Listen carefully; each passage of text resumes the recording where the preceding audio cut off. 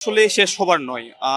উসমান হাদি ভাই স্বপ্ন দেখেছিল একটি সম্প্রীতির বাংলাদেশের স্বপ্ন দেখেছিল, একটি অন্তর্ভুক্তিমূলক বাংলাদেশের স্বপ্ন দেখেছিল এবং একটি রাজনৈতিক ঐক্যের স্বপ্ন দেখেছিল।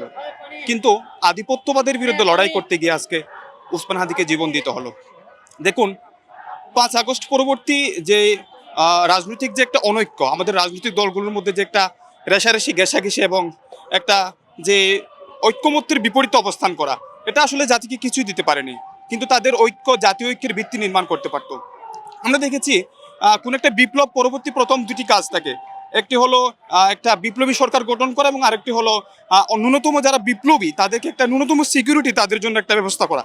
কিন্তু কোনোটাই আমরা করতে পারিনি। আমরা জাতিকে কিছুই দিতে পারিনি আসলে। যেমন আমরা আবু সাইদকে হারালাম, মুগ্ধকে হারালাম, পরবর্তীতে আমরা বিপ্লবী হাদি ভাইকেও হারালাম।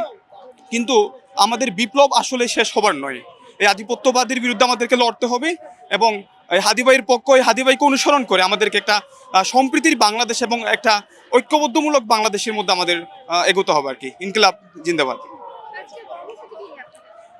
আজকের কর্মসূচি এখানে যেটা দেখতে পাচ্ছি আর কি, ওসমান হাদি ভাইয়ের যে আহ, তাকে যে হত্যা করা হলো, এটার বিচারের দাবিতে আর কি সবাই মাঠে নামছে আর কি। তো এখানে সকাল থেকে অনেক অবস্থান করতে দেখা যাচ্ছে আর কি।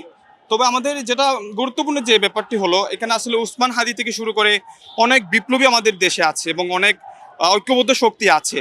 কিন্তু তাদেরকে ন্যূনতম সিকিউরিটির একটা ব্যবস্থা করতে পারছে না সরকার। পাশাপাশি আমরা বিপ্লবী সরকারও গঠন করতে পারিনি। তো মোটামুটি একটা খুবই সংকটময় মুহূর্তের দিয়ে আমরা আসলে পার করতে যাচ্ছি। আমরা একটা ন্যাক্কারজনক পরিবেশের মধ্যে দিয়ে যাচ্ছি। এটার শেষ কোথায় জানি না। তবে আমাদের বিপ্লব আসলে শেষ হবার নয়।